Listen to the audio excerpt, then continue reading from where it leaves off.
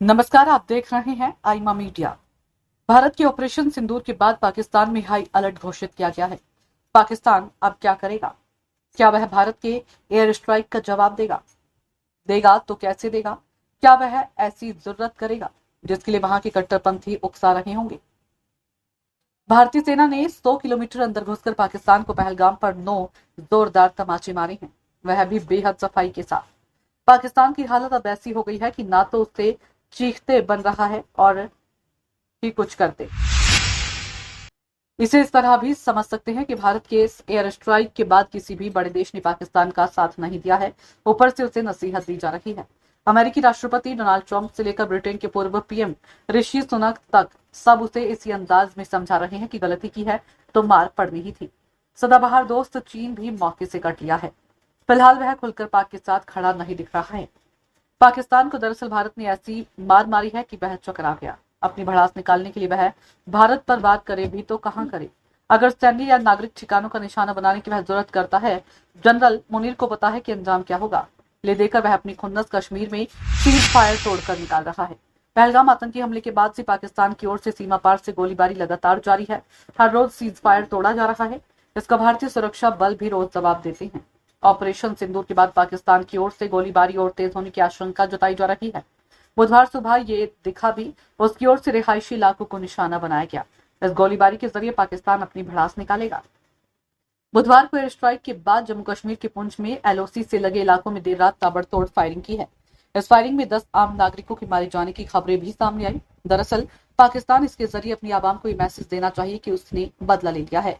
कुछ जानकारों का मानना है कि पाकिस्तान फिर से संयुक्त राष्ट्र संघ की सुरक्षा परिषद में इस मुद्दे को लेकर जा सकता है। चीन वहां उसका साथ देगा, अपनी साख बचाने के लिए कुछ हरकत कर सकता है। यूएन में इस मुद्दे को उठाकर पाकिस्तान अंतर्राष्ट्रीय स्तर पर अपना दुखड़ा सुनाना शुरू करेगा। हालांकि देखने वाली बात होगी कि यूएन में पाकिस्तान को किसका साथ मिलता है, क्योंकि ऑपरेशन सिंदूर के बाद पाकिस्तान को किसी भी बड़े देश का खुला साथ नहीं मिला है। ऑपरेशन सिंदूर के बाद क्या पाकिस्तान भारत पर स्ट्राइक भी कर सकता है?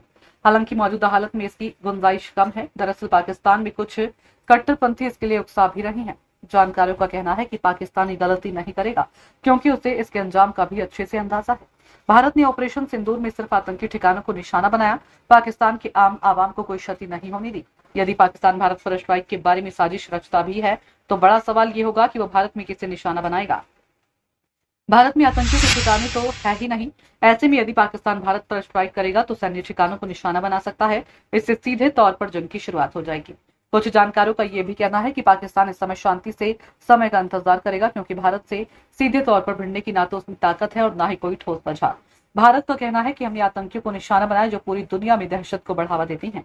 पाकिस्तान यदि भारत पर जवाबी कार्रवाई के बारे में सोचेगा तो उसे पूरी दुनिया के सामने जलील होना पड़ेगा। फिर उसे अमेरिका जैसे देशों से मिल रहे सहयोग से हाथ भी धोना पड़ सकता है। ऐसे में वो फिलहाल शांति से समय का इंतजार करेगा। पाकिस्तान में आतंकियों के 9 ठिकानों पर किए गए भारतीय हमले में 70 से 100 आतंकियों के मारे जाने की खबरें हैं। हालांकि पाकिस्तानी सेना का कहना है कि 6 इलाकों में अलग अलग हथियारों से 24 हमले हुए, जिसमें 26 पाकिस्तानी मारे गए, 46 घायल हुए।